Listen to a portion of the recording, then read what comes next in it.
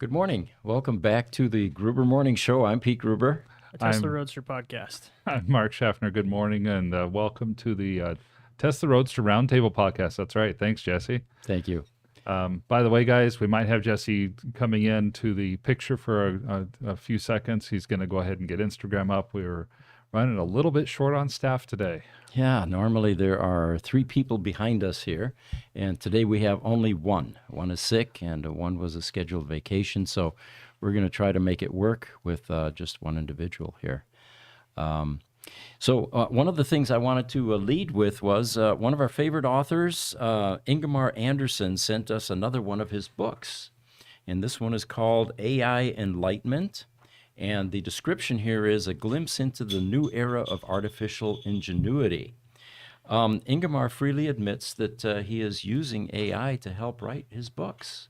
Finds it to be a wonderful assistant in many ways. He did admit, though, that you have to be careful and you have to vet everything because AI at times does hallucinate. Those are his words. Oh yeah, hallucinate. You were telling me about a most interesting picture, that prompt that you gave your AI about putting a Tesla service center right. full of Roadsters. Yeah, and it leads me into the picture behind us here. What I wanted was a Tesla service center with a bunch of Roadsters in it. So I said, give me a dozen Roadsters in a busy Tesla service center and lots of colorful Roadsters everywhere.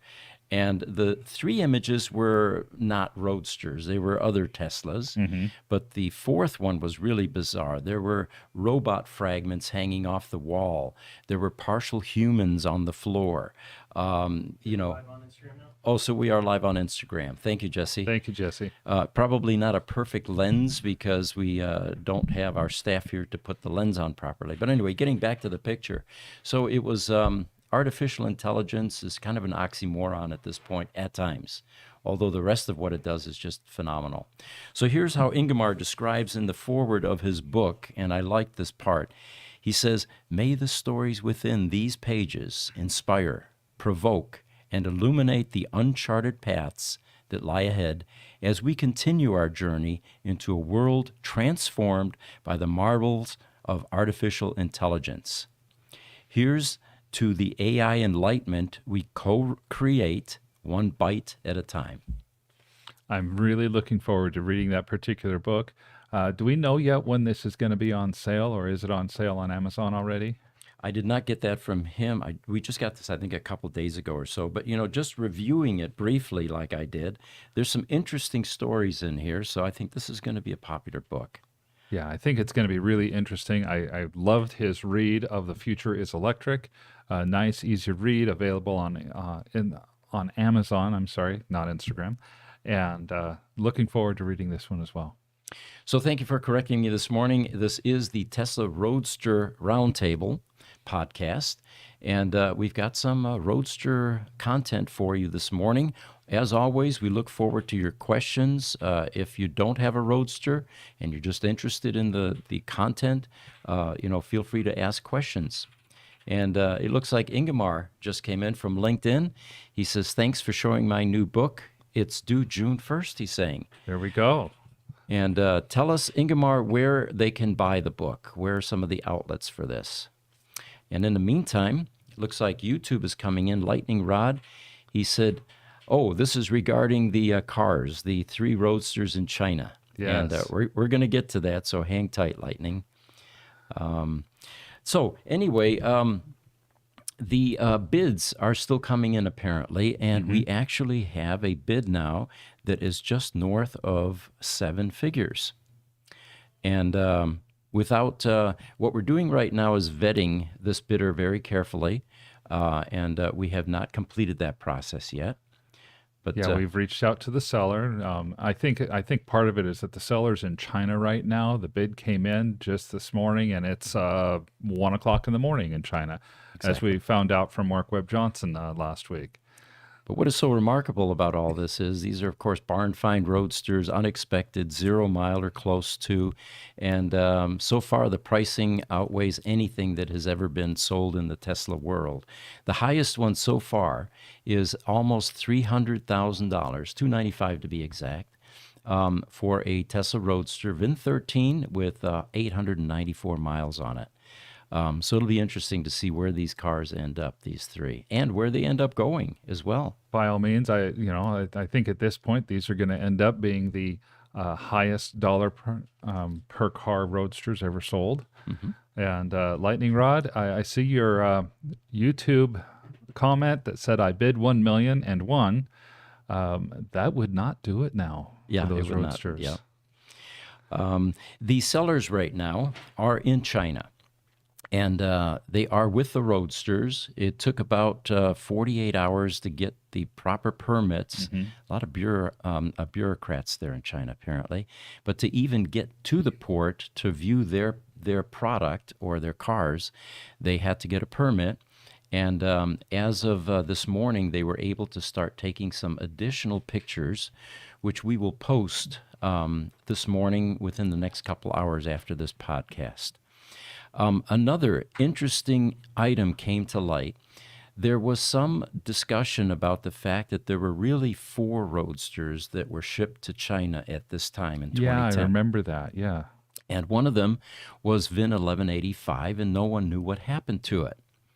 So this morning we did get some more details based on pictures in China. Apparently there was a large crate that was also stored in one of these sea containers with the cars. They began to open the crate and take apart what was inside, and they found that it was car parts. And it looks like there may be enough parts here to put a car together. There were door panels, 4 wheels and tires. There were interior parts, headlights, for example. So it's the mystery right now is why did they ship all of these extra parts, and what happened to VIN 1185?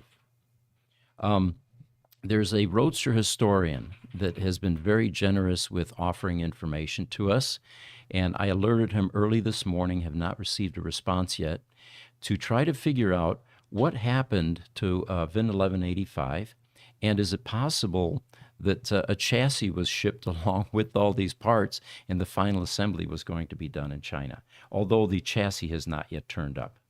I wouldn't be completely surprised if that chassis does turn up by the time we're all done with this. That would be amazing. So stay tuned. Today, the listing out on our website will receive about 30 more pictures. The other disappointment with this was, or the disappointment was, they do not yet have the keys, or because otherwise they could have opened the trunks and they could have opened the doors and gone inside the Roadsters. And I said, well, is there a problem with the keys? He said, no, they are available. We just don't have them yet. So once the keys are available, and if they're still there, then they'll be able to open things up quite a bit more and get more detailed pictures of the inside of the cars. He said he tried to shoot through the windshield and through the window, but it just doesn't do it justice. Now, I had a question for you, Pete. When they're, these cars are sitting in 8-foot wide containers, and if I remember right, one of the pictures was of a Roadster with a couple of 8-inch pieces of foam, one on either side, to help protect it. I would think it'd be hard to get a door open to be able to look into the Roadster if it's sitting inside that container. Have you heard anything on exactly how they're going to go about the process of unlocking those doors and stuff yet? We didn't talk about those logistics, but I know exactly what you're talking about because we actually have driven a Roadster into a sea container ourselves. That brand new one that we bought for the battery bunker. Yes. And yeah, you're right. Once you drive it in, you're going to have one heck of a time getting out because those doors just won't open far enough, to do anything. Right, and they're going to obviously have to do the manual unlock process, which, if I remember right, is you take your key and you work yourself up underneath the driver's side door, and there's a key release there. But if you only have 6 to 8 inches and you're going back 7 feet, it's going to be a real challenge. And you can't roll down the windows because the 12 volt is shut down in the cars. And so it'll be a challenge. Yeah. More than likely what they'll do is, since they're going to be placed into different sea containers, is once they drag them out or bring them out, then they'll be able to do a bit more discovery. Yeah. I'm even wondering how they're going to safely get them out, because I would assume that the wheels were probably locked on them for transport. Yeah. We're really hoping these cars end up here in Phoenix, because then we can do a full technical review on those, and it'll be a discovery process. Oh, yes, absolutely. So those of you curious, give us any questions that you may have. And, well, it looks like YouTube. Emmy is saying, I can't wait to see the new generation Roadster out in the wild smashing records. Yeah, all of us. I agree with that, Emmy. If you remember, and Pete and I were talking about this just in our last Roadster podcast, the 2.0 Roadster, Elon Musk has said, hey, this isn't a commitment, but I'm really hoping that our engineering team is able to get all the designs and updates done by the end of 2023 so that we can have this thing rolling onto the production line sometime in 2024. And we're hoping the same. We think that the improvements that have come since they first announced that Roadster are causing them to have to kind of go back to the drawing board a little bit. What will be fun is if the other supercar manufacturers catch on to this thruster theory, and if so, where are they going to get their thrusters? Tesla, obviously, with SpaceX, is going to be able to have better access to stuff like that. But what are the other guys going to come up with? Slingshot? I don't know. Yeah, who knows? It'll be fun. It reminds me a little bit of a really old time MythBusters episode. In fact, it was episode number 1, and the myth was, if you put a rocket on a car, will it survive, and will you survive? Right.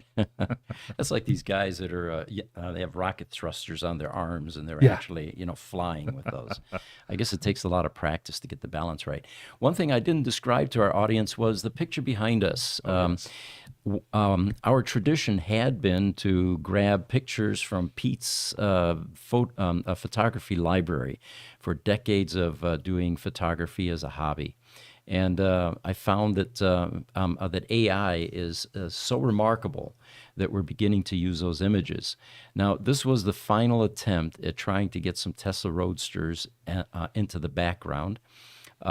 This particular one was probably the best of the ones I ran last night. And the reason I liked it was, if you notice the cypress trees in the back, this is very much what northern Italy looks like in the Tuscan regions. Mm-hmm. There are a lot of these types, or this type of foliage. And the other thing that we enjoy is, for those of you that have a critical eye and know Tesla Roadsters well, I'm going to ask you, can you spot the incorrect items on this Roadster? And there are a number of them just from where I'm sitting, because I'm very familiar with Roadsters, but AI just simply doesn't get it right yet.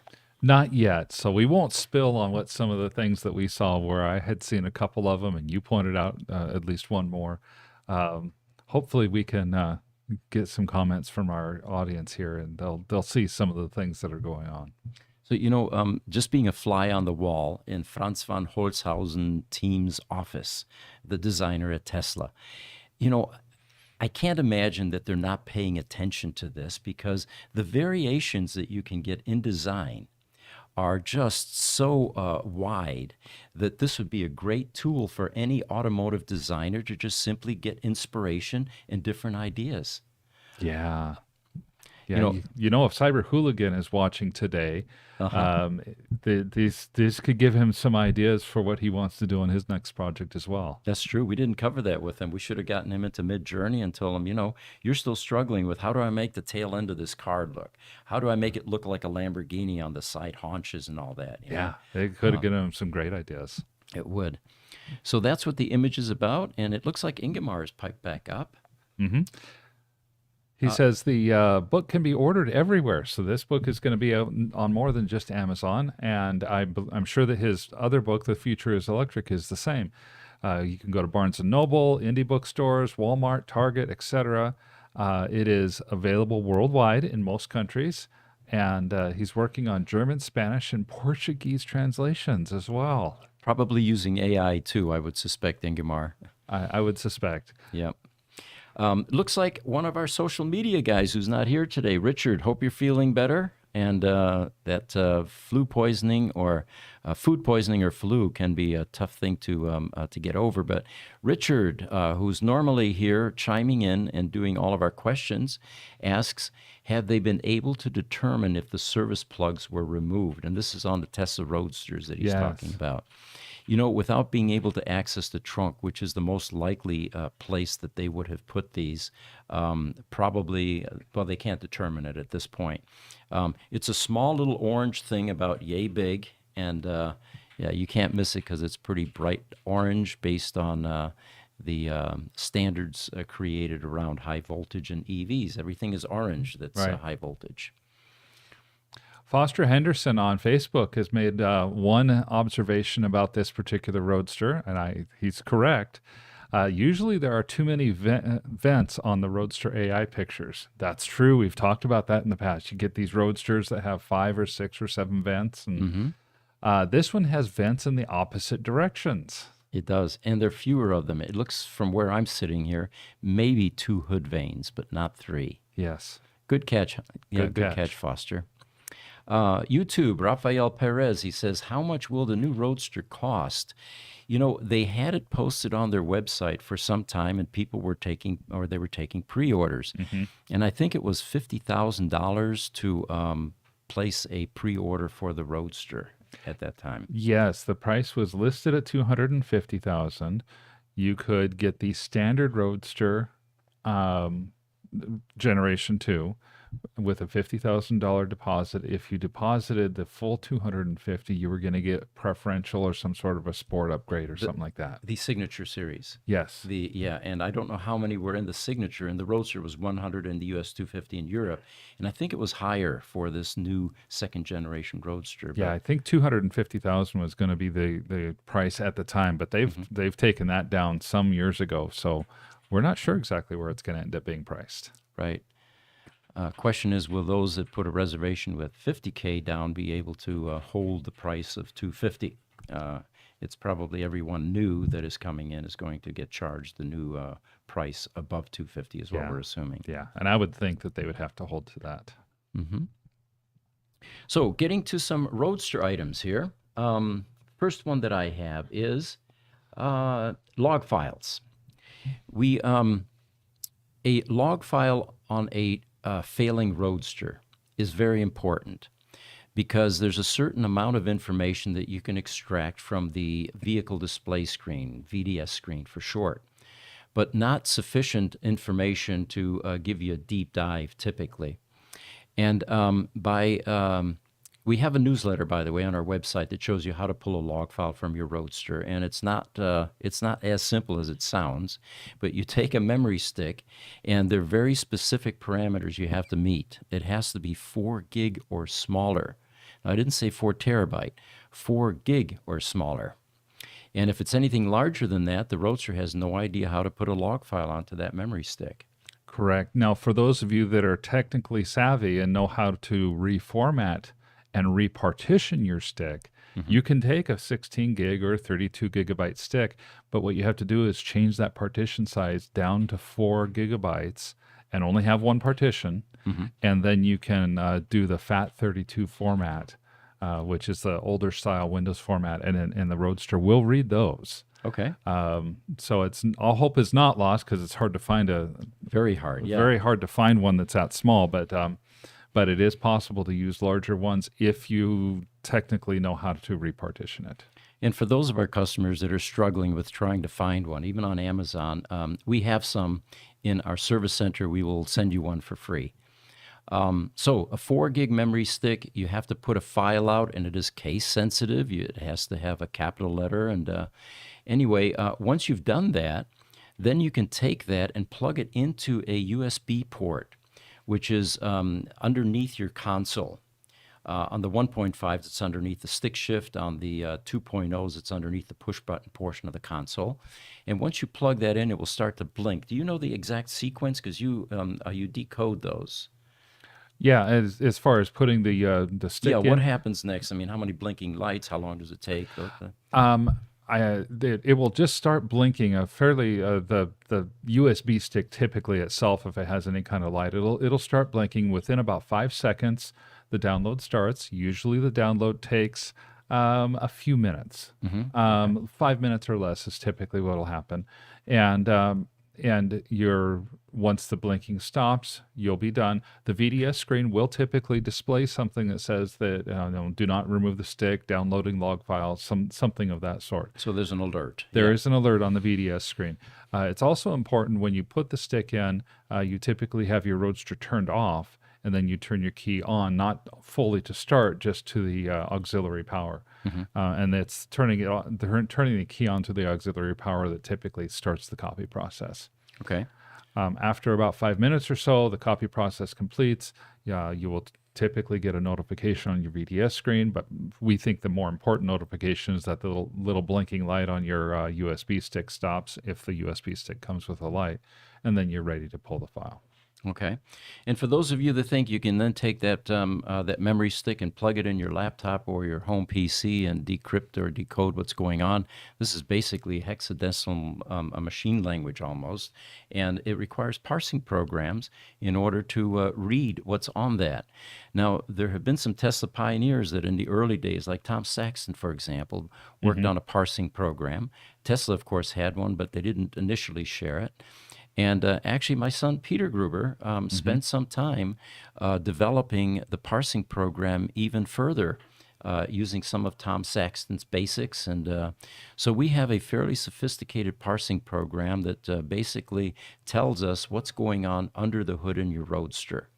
And this is important, again, because when it's failing, it's not always crystal clear what's going on with the car. And by sending us that thumbnail or emailing us that .tar file, we provide this as a free service, the log file, the analysis and decryption. Our IT manager actually has gotten very good at decoding what's going on and then doing a cause-effect analysis to let the customer and us know what's happening with that Roadster. Yeah, the car is constantly communicating to its own logs, internal logs. There are things like 1 second drive times, 1 minute drive times, 10-minute drive times. And so these are different states of what is happening with the car, and it tells a really good story of what's happening. Log files typically, you mentioned the tar file. Linux is it's an old-time Unix system. Linux is the open source variant of that. Tar is the standard for backups on Linux and on Unix. So when you're making a tar file, it's simply using the 1970s era Unix backup program. If something's fixed, if something's not broke, don't fix it. Right. Once the log files are parsed, we'll typically get anywhere from 200,000 to as many as 350,000 individual records. And we go through and begin to interpret those records. Both Tom Saxton's and Peter Jr.'s programs are very, very good at pulling information and turning that raw data into really useful, meaningful information. And both of them excel in different areas. And so we will oftentimes use both programs to get a picture of what's going on with the car itself. Sometimes the car is misbehaving, but not really putting out error messages per se. You're not seeing errors come up on the VDS. And we're able to go through that log file with things like the 1 second drive and 1 minute drive and get information about what can be happening to the car, even though it's not producing error messages.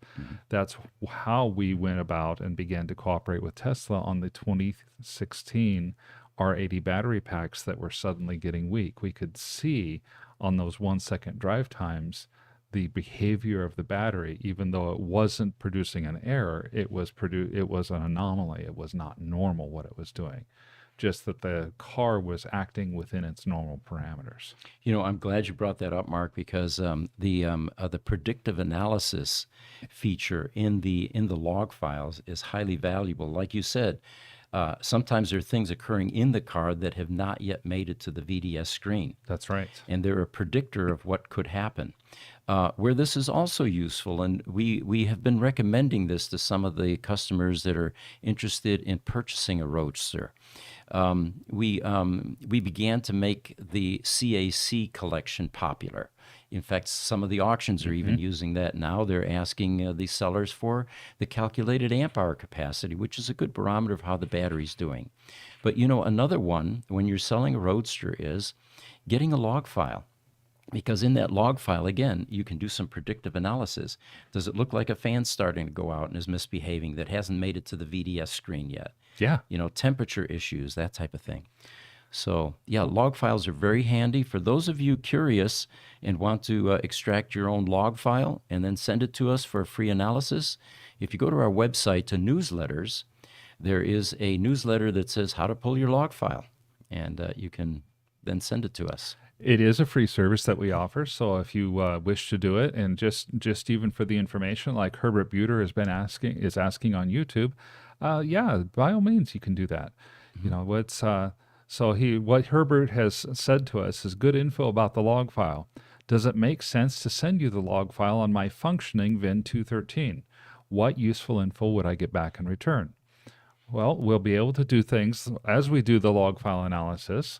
We'll be able to take a look at where the overall health of the car is, see what kind of alerts you had in the past, and we can even look at things like how is the battery functioning overall. You'll get useful information like the CAC values. For those people that have the resistive bricks, that resistance does start to take effect even before you see the decline in range. The decline in range is actually one of the last symptoms that occurs after particular cells become highly resistive. We can see evidence sometimes on those resistive bricks or those resistive cells, and the battery is functioning fine. You just have one particular brick that tends to drop voltage before the others. Or the rivet problems, for example. Yeah. Those often show up in the log files before they even make it to a dysfunctional Roadster or some type of alerts on the screen. So, yeah, feel free to send that to us, Herbert. Just send it to ev@gruber.com. And the turnaround is pretty quick. Probably within days, we'll have something back for you. On YouTube, Lightning Rod is comments again to us saying, I see such a future for Coachworks in the future, as there are so many platforms that may be just producing skates for modification and customization. Now, I think when he refers to skates, I've heard that term before. It's a platform with wheels, and you put all kinds of different bodies on top of that platform. And maybe standardization will happen at some point in the future. Maybe at some point in the future, yes. Foster chimed back in, and he says he's referring to the 3 Zero Mile Roadsters. He says the service plug most likely was not pulled as it was against shipping policy, according to Carl. I don't know that. Yeah. Yeah, I think we've received some conflicting information back and forth. Carl Medlock does make a good point there that Foster is forwarding to us that in many cases the shipping of the Roadsters would not have the service plug pulled. We don't know that for sure. We've actually heard the opposite as well from other people that we would respect as authorities as well. So it's kind of a wait and see. Speaking of that, the issue came up on a Facebook site regarding tariffs with these cars that may be applied to the successful buyer of these cars.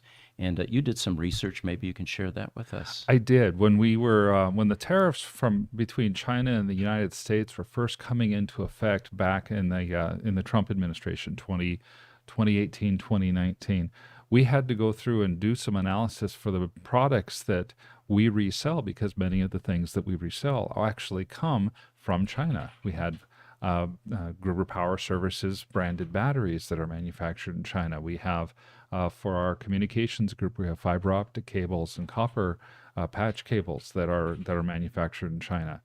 And what I found is, upon taking an additional look for a question this week that we received, is that the tariffs are explicitly listed. The items and the types of items that are going to be under tariff are all explicitly listed.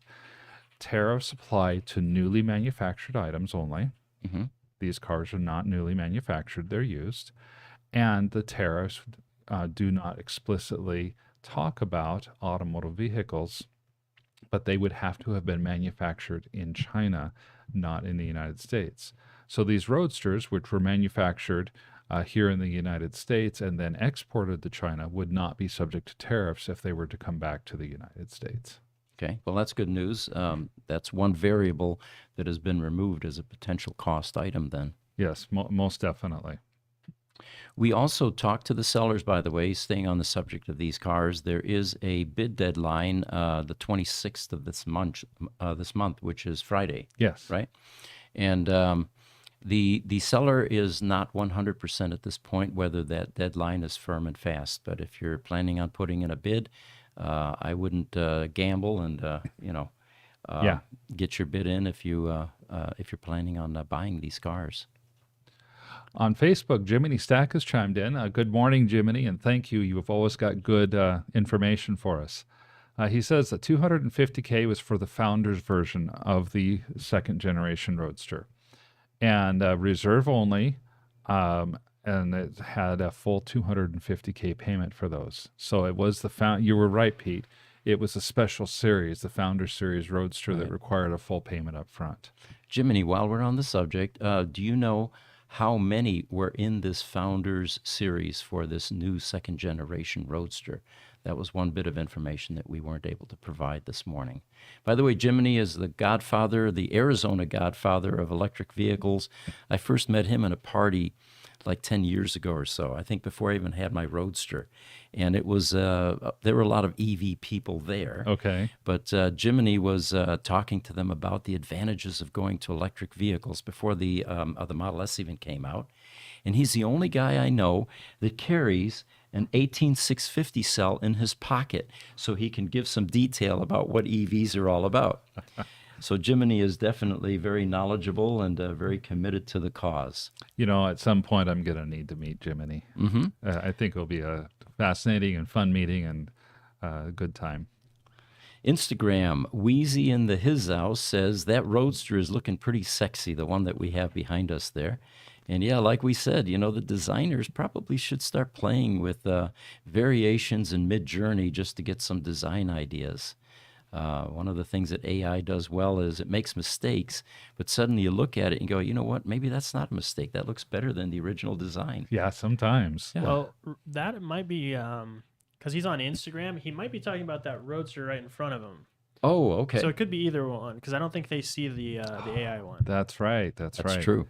And of course, the Roadster that the Instagram people are seeing is one that's been signed by Franz, and it is a second generation Roadster model. It is. And he signed that for us, by the way, at the Peterson Museum during their Tesla SpaceX event back in February, I think. And he was kind enough to get out his magic marker and put his name on the hood. Yes.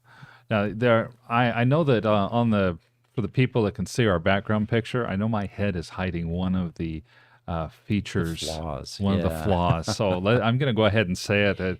If you eventually, I'll see if Jesse can shrink us again.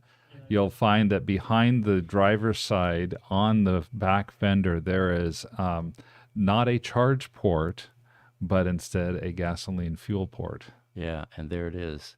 Yeah, there it is, just up on that back fender. And so, not quite. Yeah. So we had a Roadster that sold, and it was a Canadian Roadster. And by the way, let's talk about that for a moment. On our website, you know, the Roadster Matchmaking site, it's very popular. Someone on Facebook pointed out that not many cars are selling on that site. And, you know, I thought about that. We're averaging about 2 Roadster sales per month these days, which is slowed down from where it used to be, granted. The other thing is valuation. Yes, Roadsters aren't fetching what they did a year or so ago.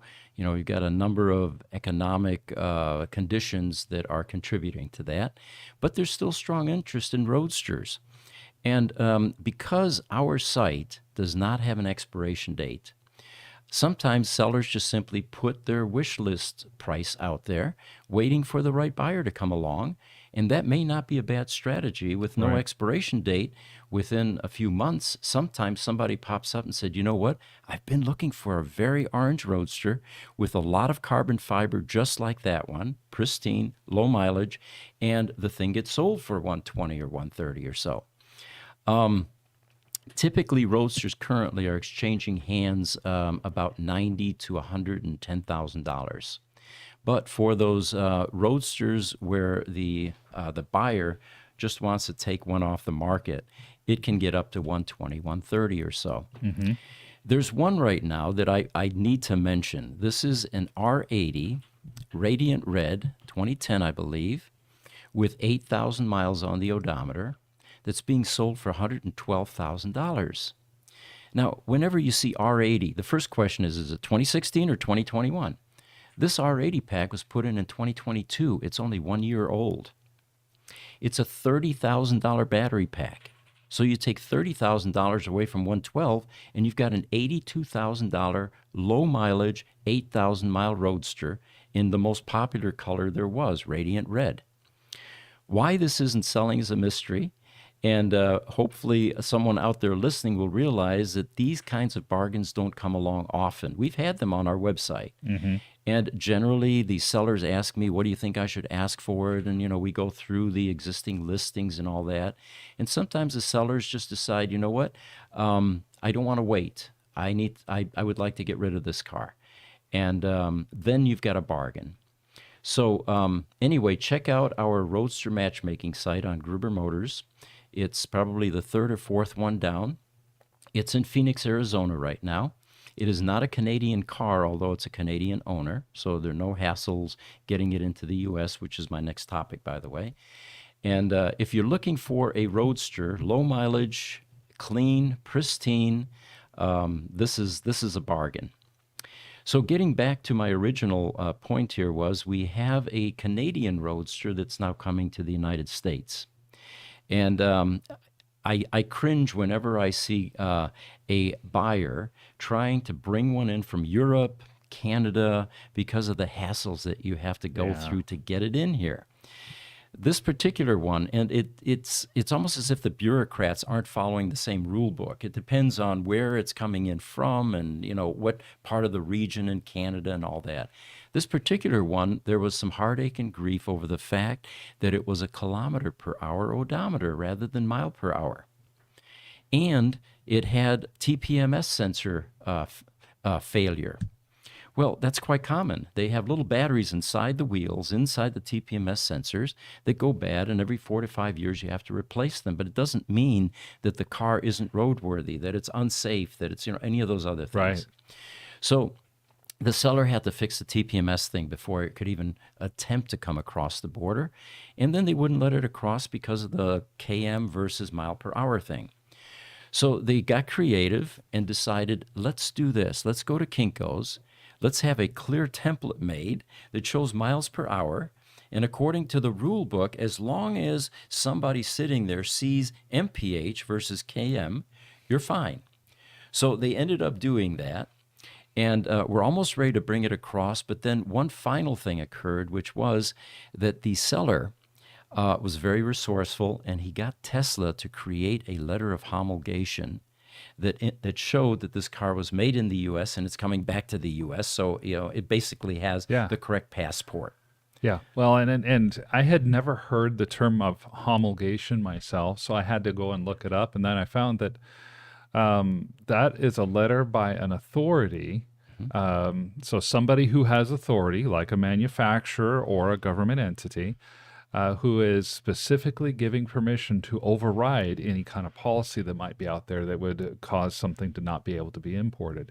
They're basically Tesla specifically went to the import-export agent for the government and said, this one's okay. You can let it through. Right. So, there's actually a customer right now, works for Tesla, one of the Tesla managers, one of our good customers who owns a Glacier Blue and wants to buy one in UK. And he's asking us, what kind of hoops do I have to jump through and what costs are involved? And you know what? The simple answer to that is it varies. It doesn't seem to be consistent.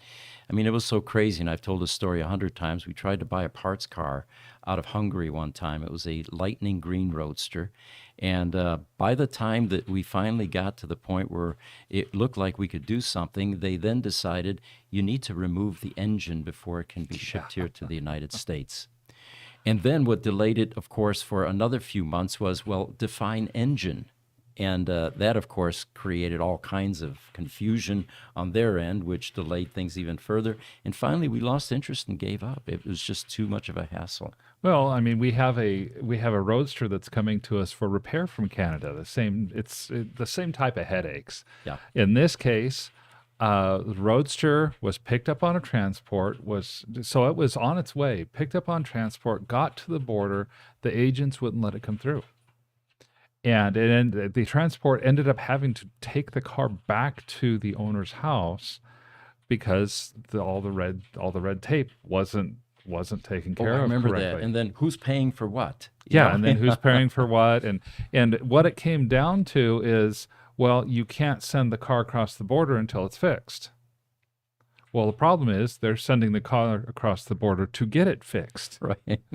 And so the way we ended up getting around this particular one, and I'm telling you, it had to have been cloudy 4 Tuesdays ago somewhere in Nova Scotia, and that's why they did it this way, or they let it go through. It's one of those type of things.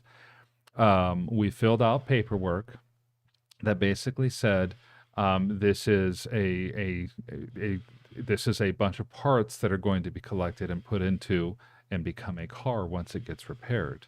So it's not a car, it's not a real car, basically. And it was like flinging mud against the wall. It's like, okay, let's see what sticks. And of all things, they accepted it. Okay. And so that car is on its way to us now, finally. Right.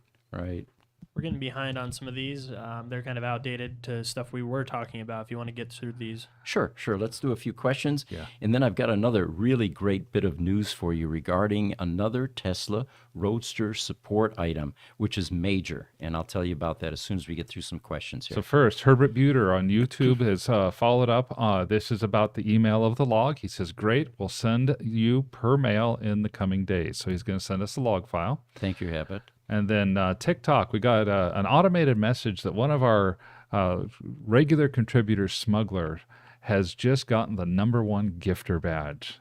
So congratulations, Smuggler. Thank you for your support for us. And then YouTube, Lightning Rod. What's the 3-wheel rig? They have several versions of the same platforms, and I can't quite read that. Maybe you can read that. It's several different versions on the same platform, one for movies even.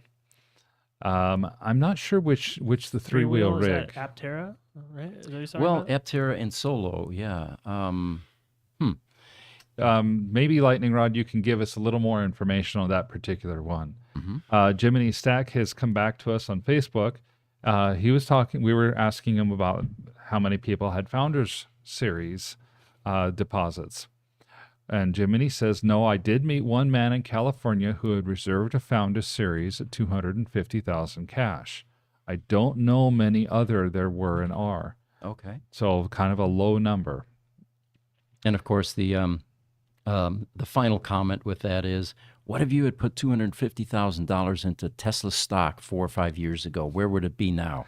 Could have bought 10 of these, Yeah, so we did that a few weeks ago. We were talking about that, and I think you said it'd be somewhere a little bit north of $3 million that they'd have in cash. It was way up there, yep. A Lightning Rod has responded to us, by the way. It's the Archimoto. Okay. Not familiar with that particular brand of car. No, me neither. Another Lightning Rod comment from a few minutes ago. You got to wonder how AI would imagine a gas door where a charge port is.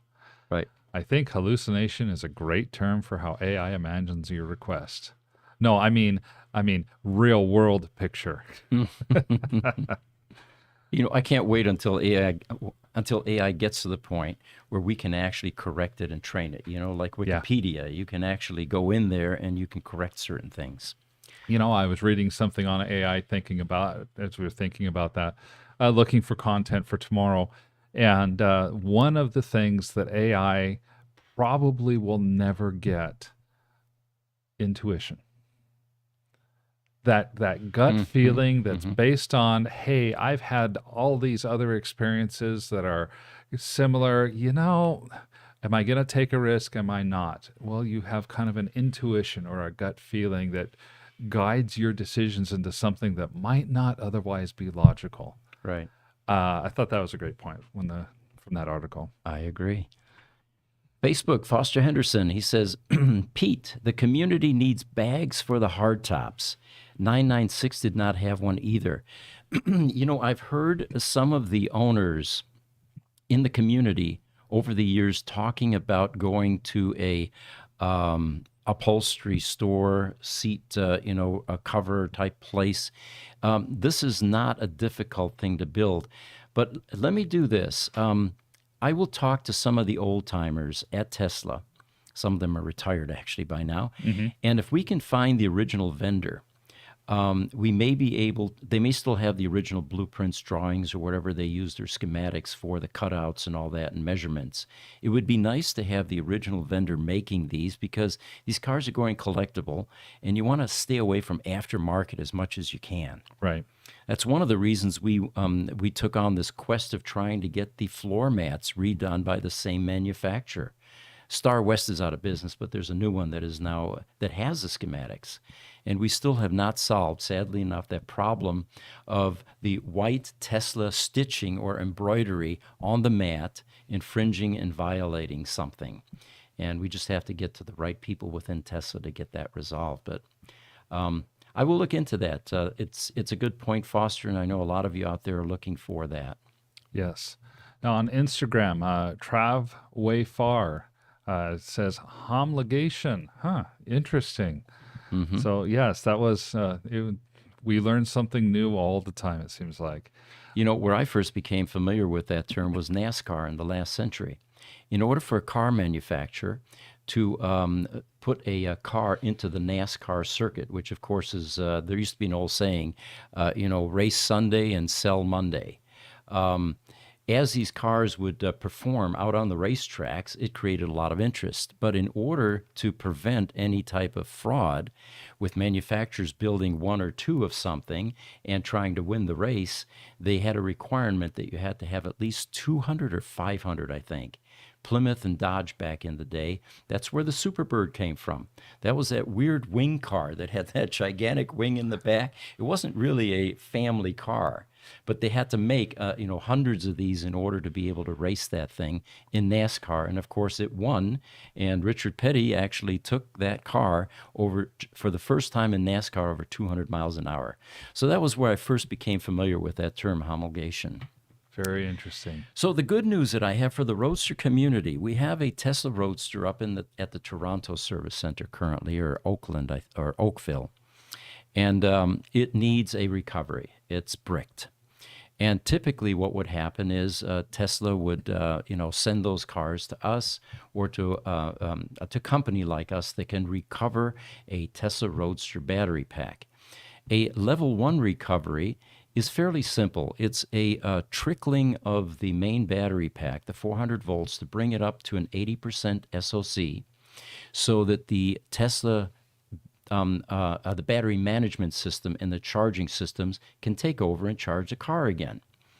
Now, you have to do this fairly quickly. Time's not on your side, because once the Roadster's bricked, it continues to drain. And if those bricks get below a certain voltage level, then they actually begin a destructive process in the remaining cells. Remember, in a brick, you've got 69 cells connected in parallel. One of those goes bad, it goes resistive, then it brings down the rest of the cells and starts to drain them. So it turns out that in talking to Tesla up there, they were actually now going to recover this Roadster. It's going to be very difficult, again, getting it across the border from Toronto to our shop and all that, so it made perfect sense. And they have recovery chargers. And Jesse, if you can bring up some pictures for us here. I want to show the Roadster owners what these look like. The first picture we're going to want to show is image 122. Yeah, 0122. These were chargers that were actually built by some really knowledgeable people back at Tesla back in the day for the service centers. And what you see here is one in our service center. We rebuild these for Tesla. We ruggedize them. We change all the electrolytic capacitors that you see on that circuit board on the bench there. It's the same. They're the same caps that you have in your power electronic module, 400 volt, 400 microfarad. So what we do is we rebuild these for them, And they are starting to use them again now, they're telling us, so that you'll be able to get a level 1 recovery at a Tesla service center. Now, granted, back in the day, you could go to any Tesla service center and have this done. Nowadays, they've regionalized. In SoCal, for example, San Diego and Torrance are no longer taking Roadsters, but Long Beach is. That's become the Tesla Roadster Repair Service Center. But the good news is they're able to do level 1 recoveries with these recovery chargers, which oftentimes will put your car back on the road so you don't have to ship it all the way to our shop to get this done.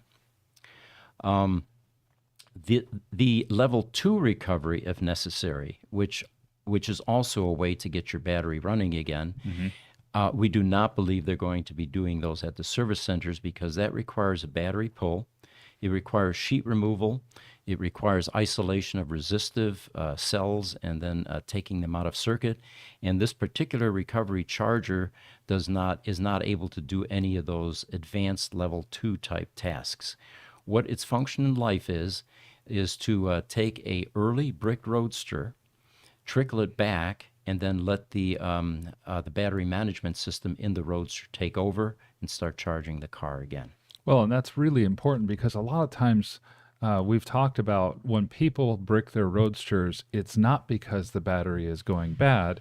It's because the GFI plug tripped when it pulled too much voltage and they didn't think to look and they came back a week later and it's bricked. Or they didn't have OVMS, they were on vacation, thunderstorm rolled through, circuit breaker tripped, and they had no idea the Roadster was dying, which is another strong argument for getting an open vehicle management system in your Roadster, OVMS, because now your cell phone is going to tell you what's going on with your Roadster. I have one more picture, Jesse, if you can bring up the recovery charger picture. Or actually do the both 800. Let's do both 800, and that'll show both one of our engineers working on the recovery charger and the actual battery pack. So there on the left side, you see an ESS battery pack out of a Tesla Roadster, and this has gone to level 2. On the right, you can see one of our engineers. They're working on one of the Tesla Roadster recovery chargers with a laptop, and he's actually doing some testing there to make sure that it's working properly. And these were wonderfully designed pieces of equipment, by the way. They take a lot of the guesswork out of doing level 1 recoveries, and they allow the technicians at the service centers to bring the Roadsters back to life. So start looking for that at the Tesla Roadster or at the Tesla service centers. That is actually really, really great news. I'm thinking for the Tesla Roadster owners. You know, the idea of not having to spend not only the extra money to ship it here or to ship it to one of the other few independent Tesla Roadster repair places here in the country, but also the time. Mm-hmm. You know, you take it to the service center and maybe you're talking about a AAA tow and 3 or 4 days instead of potentially a few weeks. But, you know, again, the great news here is there's always some doubt that Tesla will continue to support Roadster. These are all very positive steps that are being taken by Tesla to continue to support their first-generation cars. By all means. On Instagram, Thomas Blevins has asked us a really good question here. He says, what do you say to someone who thinks that we won't need mechanics in the future because electric cars don't break down, in quotes? Well, you'll always have, the simple answer is you'll always have low-tech auto. You know, I mean, these things have tires, they have wheels, they have suspension issues, door handles, mechanical items. Now, at some point in time, the cars may fix themselves. You've seen these pictures and these videos of robots actually assembling other robots. Yes. You know, that day will come, but probably not in our lifetime. But what I'm looking forward to is the cars becoming more intelligent, AI moving into the cars, doing self-diagnosis. And there are a number of reasons for the need for that. And it's not just because it's cool technology. It's because there will be a serious shortage of people that can do this type of work. And we have a video on this on our YouTube channel. There's 780,000 mechanics in the United States that need to somehow pivot and transition into being able to repair electric vehicles. And that just is not a realistic goal, especially at the independent level where you don't have the luxury of going to a parts room, taking parts off the shelf and just swapping stuff until it fixes the problem. In the independent space, you have to open stuff up, you have to chip chase, troubleshoot right down to component level, and that requires a completely new set of skills having to do with years of electronics training, experience, and understanding what every one of those components on that circuit port is, does, and test equipment that measures it. And that is not a skill that is inherent in the average mechanic. No, one of the things we're finding with our guys, we've got a good team working at Gruber Motors. Those that have come in on the electrical side, the electronic side, are getting more mechanical skills over time. And we're finding that those guys that have come in as our mechanics, our ice wrenchers, you might call them the grease monkeys or any other of those names. These guys are very good, intelligent guys, and they're starting to learn how to do some of the basic electronic stuff as well. Great team. I'm encouraged to see that a lot of the guys that are in the auto mechanic space, I think, are going to be able to make that transition, but it's not going to be easy. It's going to be those people that are open to change and open to learning that are going to be successful. And those people who want things to stay the same, they're going to become the dying breed very quickly. Long learning curves to boot, and heavy investment by the shops that are that have these training programs in By all place, means. which oftentimes won't be economically possible or feasible. Yeah, I can see a time when, right now we kind of have to train our people because there is no place around here that can do the training. But that time is going to come when you're going to have the schools like Rio Hondo colleges with the Tesla Start program, where there are about a dozen or so colleges now. And eventually you're going to find that there are all kinds of technical and trade schools that have electric vehicles as part of that. So we had an interesting customer come to us to sell his Roadster. And in fact, it's out there currently. It's a Twilight Blue. And we were talking about the backstory on the car. Why are you selling it? What kind of history does it have? Options, features, all of that. Which, by the way, is also something that the Roadster Matchmaking site does extremely well. There's not only tech support, but we help you put that that listing together, and oftentimes, fish for things that you may not realize you have that should be sold along with the car. Like that wall charger, for example, or the CAN juniors and seniors and all Right. that, which all have value. So in this particular case, he was telling me about the service history on the car, and he said that in 2017, end of 2017 or so, he had it at the Tesla Service Center. The car quit running. They found a PEM problem, and they said, your PEM needs to be replaced. So $8,500 at the time. It used to be $10,000 many years ago, but it's come down to $8,500. So he said, okay, let's do it. I want my car. I want it to run. Well, months went by, and they said, we don't have any PEMs. We don't have any extra PEMs right now. They're out of production. And so he became impatient. He tweeted Elon, who did not own, Twitter at that time, but he was, of course, he's always been active on Twitter. And he said, look, you're going to be sending that car into space. This was early 2018 now, so he was aware of that. They had announced that. He said, this car doesn't need a PEM. Take the PEM out of that space Roadster and give it to me so I can drive my car again. So anyway, he never got an answer from Elon, but within a week, they found a PEM for his car. So anyway, we put that in the story with the car. It is possible that VIN 686, which is the one in outer space, actually is missing a PEM, and it may be in this owner's car. And of course, that would make it a bit more valuable, I would think, if we could corroborate that. That would definitely make it a little bit more valuable if it had one piece of the Starman car. But in the meantime, I did a bit of research with our Roadster historian, and he said, I think they gutted that car. I think they took a lot more than just the PEM out of that. And it would make sense. Unless they needed the ballast and the weight, there's a 1,000-pound battery pack in there that may not need to be in there.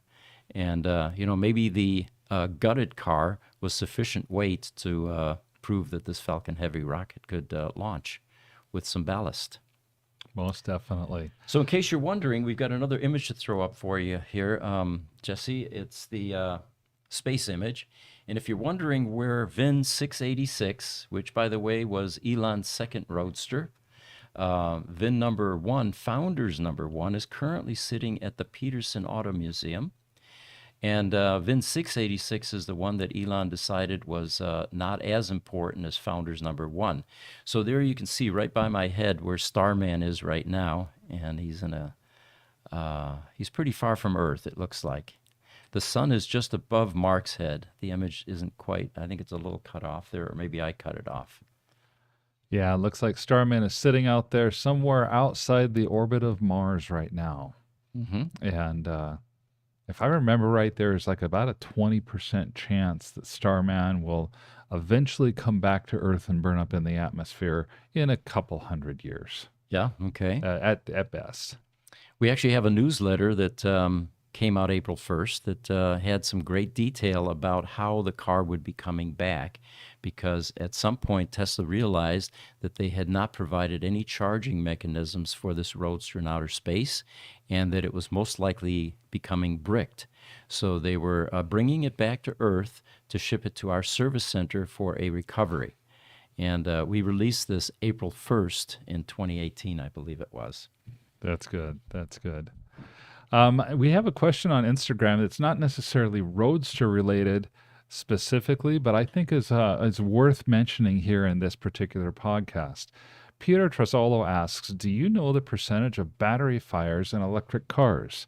I'm going to have Jesse speak up because I think he's looked up that actual percentage. Yeah, I have the numbers here. So according to the National Transportation Safety Board, the Bureau of Transportation Statistics, for gas cars, there are about 1,529 fires per 100,000 ICE cars. Okay. And then for EVs, there are 25.1 fires per 100,000. Substantially less. Yeah. By the way, we're asked this question often, Peter, and we eventually did a video on this about a year ago. So if you go to our YouTube channel, it says, why do EVs catch on fire so often, was basically the tagline on the thumbnail. And what we do in the video is go on to point out that these are infrequent, they're aberrations, far less than ICE vehicles, and those types of statistics are also mentioned in that video with a bit more entertainment. It seems like the EV fires, like the Tesla Model Y that was making the news rounds over the last 48 hours. A gentleman was going out and running for groceries, I think it was actually getting fast food, gonna bring it home, have dinner, and then they and their kids were gonna go out for that night. And pulls over because the car is starting to wobble. And so what he does is he pulls over, he thinks he has a flat tire, and he gets out, and when he goes to investigate, it's not a wobble from the tire, it's a wobble because the battery pack is on fire. And the next thing you know, the battery pack is, it's going up like the proverbial Roman candle, and the entire car is lost. Well, okay, these news stories, which are they're newsworthy because they're so rare. Mm-hmm. It's the same type of thing when there's an airline crash and there are fatalities. Terrible tragedy, but virtually every airline crash that has fatalities is going to make the news. Yeah. Yeah. Virtually every car fire on an electric vehicle, especially if it's a Tesla, is going to make the news because it's a Tesla that catches fire. Yeah, good point. Good point. Well, it looks like we've got a few more questions here, and we're running into an hour here. Facebook, Foster, welcome back. Foster, he says, can we get an East Coast shop? We'd love to do that, Foster, but what we spoke about earlier, finding people to do this type of work, we could scale in a heartbeat. There is more business than we know what to do with. But it's, again, the staff, the team, and you have to have a highly efficient, organized, knowledgeable team in order to do this type of work. It's not like you can go into a territory, put an ad in the paper or or however you do that nowadays, right? Yeah, yeah. Indeed, and all the rest of those, and find people and suddenly have an operation. It is a lot of OJT. It's a lot of training in the independent space. So it's just difficult right now. And it's not because there isn't enough business there or because we don't have the financial wherewithal to open other bricks and mortar elsewhere, but it's just because of the lack of skills that are available. Then on Facebook, Jiminey Stack has followed up with us on the Founders Series. He says all 1,000 Tesla Founders Series Roadsters of the Gen 2 Roadster have been ordered. Founders Series Roadster, Tesla most likely stopped accepting new orders because it had already sold all 1,000 Founders Series. And that was apparently as of April 11th of 2022 that information was available. Thank you, Jiminey. Yeah, that's good information. So instead of 100 and 250 like they did with the first Roadsters, they actually brought that up to 1,000, which most likely indicates that the final production run will be much more than the original Roadster of 2,400 or so. Yes. That's good news. Instagram, Peter, he says, thanks for answering. Welcome to our channel. Instagram again, My World DDMV. I have an East Coast team for you. All right. Yeah. Well, we'd love to talk to you about that. Email us at ev@gruber.com, and we'll certainly talk about it. Most definitely. Before we go, maybe you can just refresh for the people who are still here the latest on the three Yeah, I was going to say Tesla Roadsters. All right. So the 3 Zero Mile Roadsters, by the way, we don't know if it's precisely 0 miles. What we know is these were never in ownership. They were never driven. They were, they came directly from Tesla, put into sea containers, and then abandoned. Yeah. The latest on those is the current owners are there. It took them 48 hours to clear a permit that they needed in order to get onto the dock. So it looks like China also has some bureaucracy. Those are some of the early videos. What we're going to be posting here within the next hour or two are about 30 additional pictures, and most of the pictures are related to boxes that were found and bubble-wrapped items. There was a mysterious large crate that was included with these cars, which was not opened the first go-around. They opened it yesterday, and they found a bunch of bubble-wrapped parts inside this large crate. And it looked like it was enough parts, or close to, without a chassis, to build another Roadster. Wheels, door panels, headlights, for example, tail lights. So there is this mysterious VIN 1185 Roadster, which according to some early Tesla people was supposed to have been shipped with these three, and it has become lost or unaccounted for at this point. Mm-hmm. So we're going to find out more about that once these bubble-wrapped items are opened up, and most likely that will happen once it ends up coming back here, I would imagine.